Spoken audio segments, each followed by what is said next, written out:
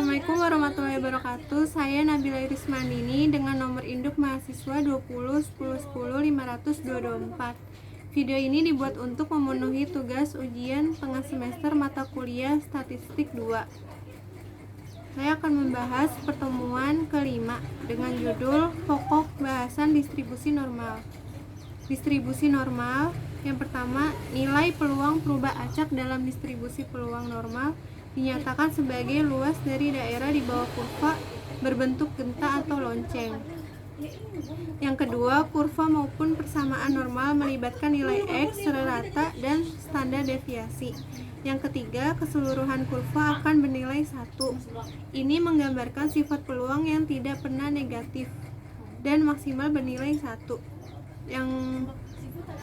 Dan rumus distribusi probabilitas normal, yaitu N dalam kurung X dibagi rata standar deviasi sama dengan F dalam kurung X sama dengan 1 standar deviasi akar dari 2pi E kurang 1 2 dalam kurung X min rata standar deviasi 2, dimana untuk nilai X negatif tak terhingga kurang dari X kurang dari tak terhingga. Pi adalah nilai konstan, E adalah bilangan konstan, rata adalah parameter, standar deviasi adalah simpangan baku untuk distribusi.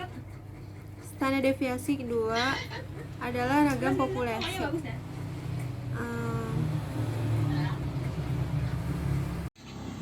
Lalu latihan soal pada modul pertemuan kelima. Soalnya, dari hasil UTS statistik 200 mahasiswa didapatkan nilai rata-rata 6,8 dan standar deviasinya 1,3. Jika diasumsikan normal, hitunglah A. Berapa jumlah mahasiswa yang mendapat nilai kurang dari 6. B. Berapa jumlah mahasiswa yang mendapat nilai lebih dari 8,5. C. Jumlah mahasiswa yang mendapat nilai antara 7,5 sampai 8,4. Penyelesaiannya diketahui rata-rata 6,8, X bar standar deviasinya 1,3. Bentuknya ini, banyaknya mahasiswa sama dengan 200 atau N. Ditanya A. Jumlah mahasiswa yang dapat nilai kurang dari 6. B. Jumlah mahasiswa yang nilai lebih dari 8,6. 5. C. Jumlah mahasiswa yang mendapat nilai antara 7,5 sampai 8,4. Jawab. X lebih kecil dari 6. Z atau angka baku, rumusnya sama dengan X kurang rata dibagi standar deviasi, sama dengan ini X ini 6 dikurang ratanya 6,8 dibagi standar deviasi 1,3, hasilnya min 0,62.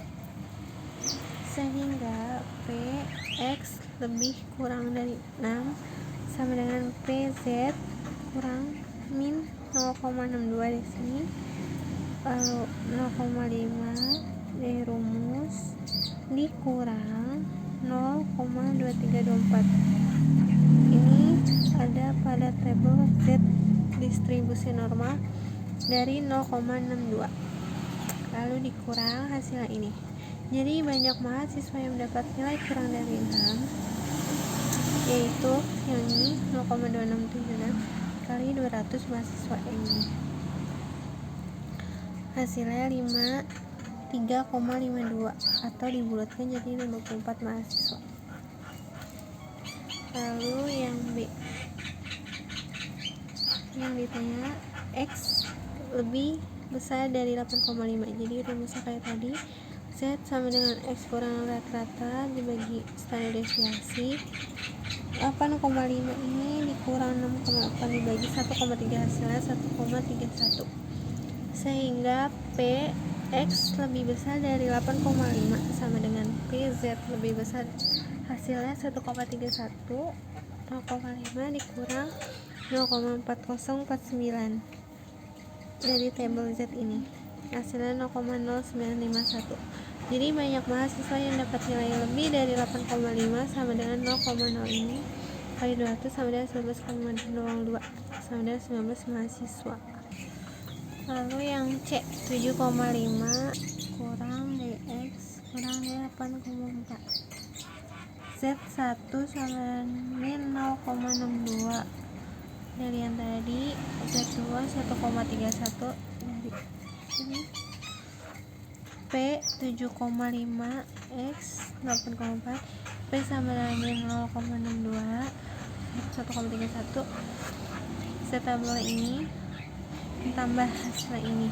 Jadi banyak mahasiswa yang mendapat nilai antara 7,5 sampai 8,4 sama dengan ini dikali 200 sama dengan 127,46, dibuatkan jadi 127 mahasiswa. Lalu saya akan membahas modul pertemuan ke-6 yang berjudul Pokok Pembahasan Uji Normalitas Lilliefors. Uji normalitas. Pengujian normalitas dilakukan untuk mengetahui apakah suatu data terdistribusi secara normal atau tidak. Hal ini berkaitan dengan ketepatan pemilihan uji statistik yang akan digunakan. Dalam uji statistik, parametrik mensyaratkan data harus berdistribusi normal. Apabila data tidak berdistribusi normal, maka disarankan untuk menggunakan uji statistik non-parametrik, bukan uji statistik parametrik. Uji Lilliefors atau LO. Uji Lilliefors dipergunakan untuk menguji kenormalan data distribusi tunggal atau data frekuensi tunggal, bukan data distribusi frekuensi kelompok. Langkah-langkah uji Lilliefors. Yang pertama, tentukan taraf signifikan A. Yang kedua, buat tabel distribusi frekuensi dan hitung mean X bar dan simpangan baku S. Yang ketiga, lakukan uji normalitas. A. Lakukan konversi data pengamatan X1, X2, X3, dan seterusnya menjadi bilangan baku Z1, Z2, Z3, dan seterusnya menggunakan rumus ZI sama dengan XI dikurang X bar dibagi S, di mana X bar merupakan rata dan S simpangan baku. B. Hitungan peluang setiap bilangan baku dengan menggunakan daftar distribusi normal baku atau tabel Z. F dalam kurung ZI sama dengan P dalam kurung Z kurang dari ZI. Yang ke C, hitung proporsi Z1, Z2, Z3, dan seterusnya yang lebih kecil atau sama dengan ZI. S dalam kurung ZI sama dengan banyaknya ZI, Z2, Z3, dan seterusnya. Yang ke D, hitung selisih F dalam kurung ZI dikurang S dalam kurung ZI dan tentukan harga mutlaknya.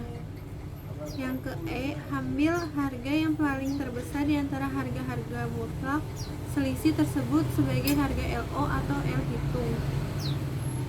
Yang keempat, bandingkan LO atau L hitung dengan L kritis atau L table untuk menerima atau menolak hipotesis 0 dalam kurung HO. Jika L hitung lebih dari L table, maka HO ditolak, dan jika L hitung kurang dari L table, maka HO diterima. Lalu latihan soal modul pertemuan ke-6. Soalnya, hasil survei kecerdasan emosional 10 orang mahasiswa diperoleh data sebagai berikut: 70, 55, 75, 65, 65, 53, 70, 65, dan 75, dan 53. Lakukanlah uji normalitas data tersebut dengan menggunakan uji Lilliefors. Lalu XI-nya diurutkan dari yang terkecil sampai terbesar: 53, 55, 65, 75. FI ini hitung banyaknya, 53 ada 1 dan 2, ada 2. 55 ada 1, 65 ada 3, 70 ada 2, 75 ada 2. Lalu di total jumlahnya 10. FI dikali XI, 2 dikali 53, hasil ini 106, 1 ini kali ini kita ini sampai sini sama. lalu dijumlah semuanya hasil 646. Lalu XI dikurang X bar pangkat 2, yaitu hitung dulu X barnya karena belum diketahui. X bar itu men sama dengan X bar sama dengan jumlah dari FI dikali X ini 646, jumlah dari FI ini, jadi 646 dibagi 10 hasilnya 64,6. Jadi XI 53 dikurang 64,6 pangkat 2 hasil ini 55 dikurang 64,6 baiklah pangkat 2 hasil ini 92,16, begitu seterusnya sampai sini. Lalu FI dikali XI kurang X bar pangkat 2, jadi FI ini 2 dikali ini 134,56, hasilnya ini 269,12, begitu sampai 55 dikali ini hasil ini 1 dikali 92, 3 dikali 0,16 hasil ini 2 dikali 29, ini dijumlah semuanya 93,64. Lalu itu simpangan bakunya, rumusnya S sama dengan akar dari jumlah dari FI dikali XI kurang X bar pangkat 2, hasilnya yang ini, yang 3,64 dikurang N kurang 1, jadi akar dari 63,64 dikurang 10 dibagi 10 kurang 1, hasilnya ini 2,6592.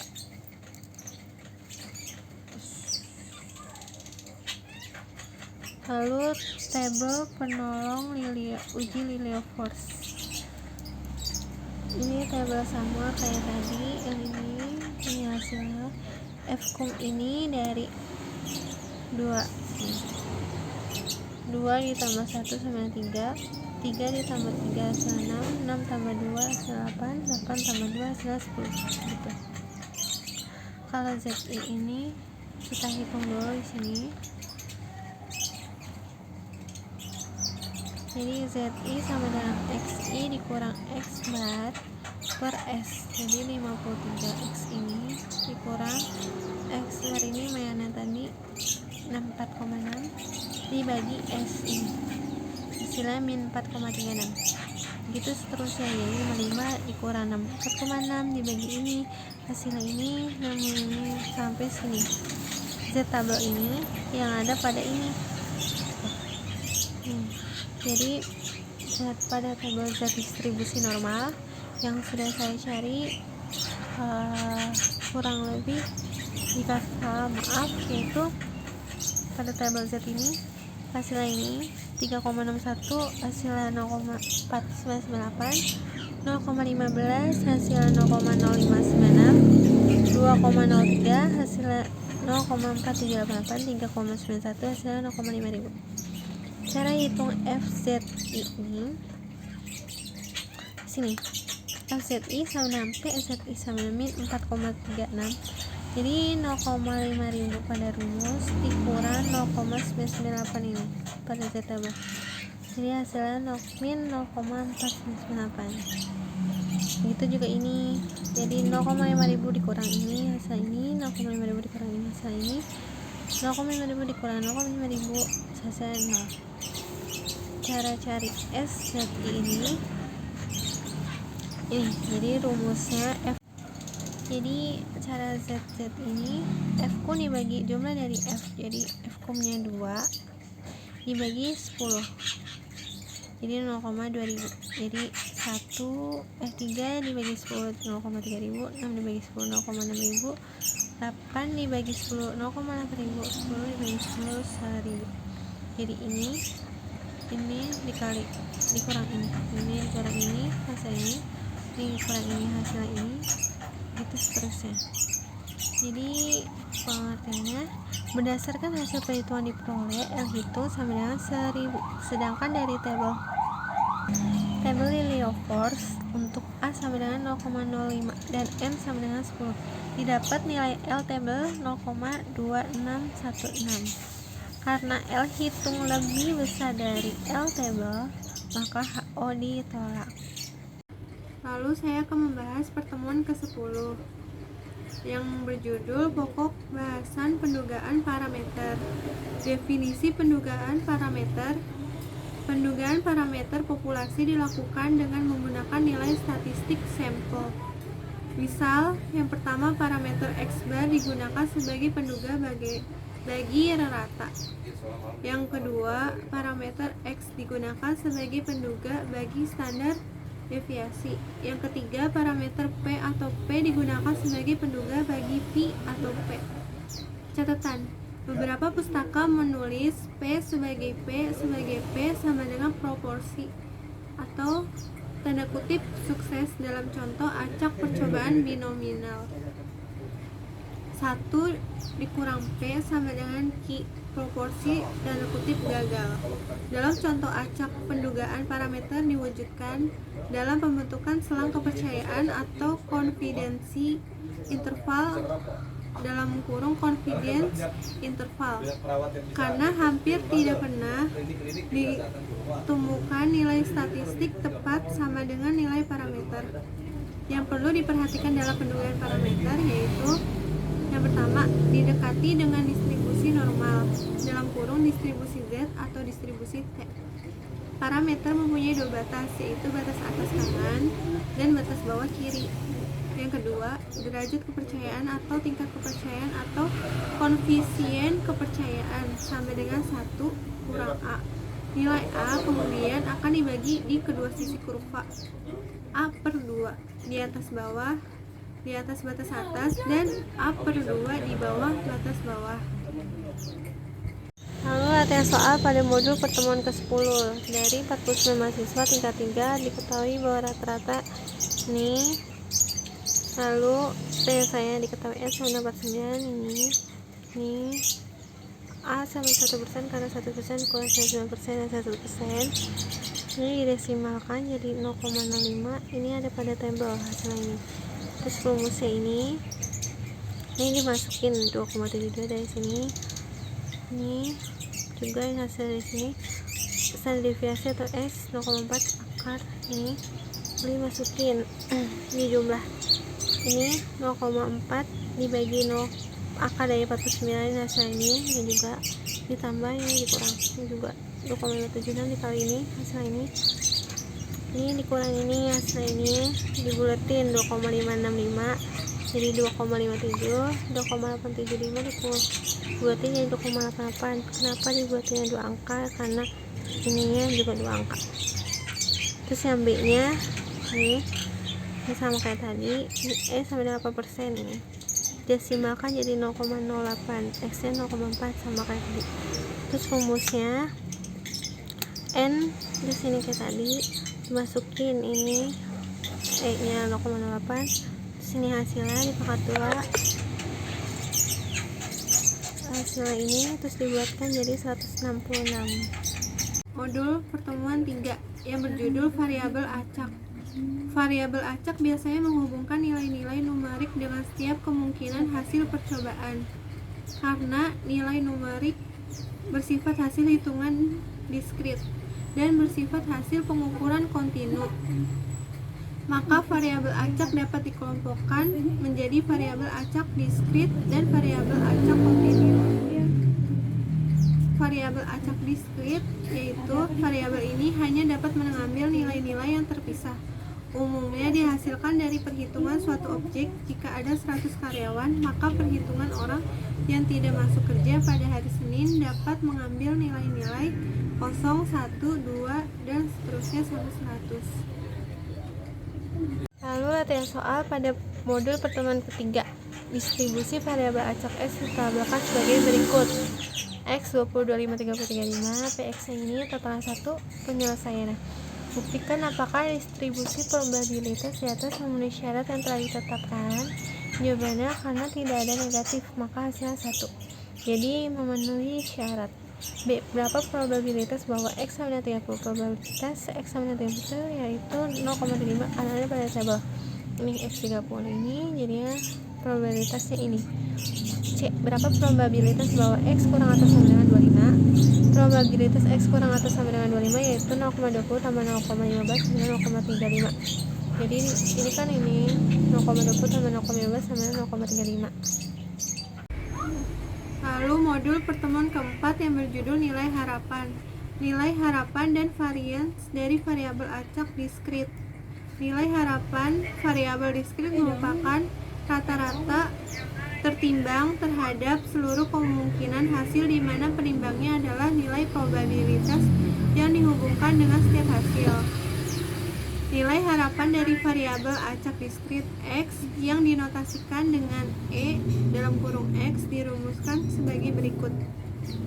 E dalam kurung X sama dengan rata-rata X sama dengan jumlah dari XI P dalam kurung XI.